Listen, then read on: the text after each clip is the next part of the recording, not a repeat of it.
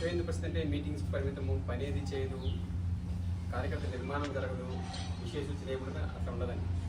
RSS నుంచి సూచనాబద్ధంగానే విశ్వ హిందూ పరిషత్ నడుస్తుంది.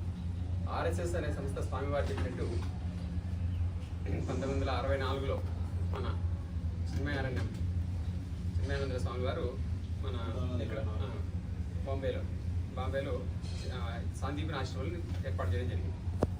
ఎందుకు ఏర్పాటు చేశారంటే ఇంతకుముందు ఆయన చూసిన పరిణామాలు వేరు. పోలీసు వారి దగ్గర మనం ఎదుర్కొనే సంస్థలు అప్పటికి రాజ్యాంగం ఏర్పడినప్పటికీ మనకు అన్యాయమే జరుగుతున్నది. మనం ఫస్ట్ మన రూల్స్ అండ్ రెగ్యులేషన్స్ బాగా తెలుసుకోగలగాలి. ఇంటి నుంచే ఇంట్లో కూర్చొని మన ఫోన్ ద్వారానే మనం కంప్లైంట్స్ రైజ్ చేయగలుగుతాం. అతి సులభంగానే ప్రతి సమస్యకు పరిష్కారం మన దగ్గర ఉంటుంది.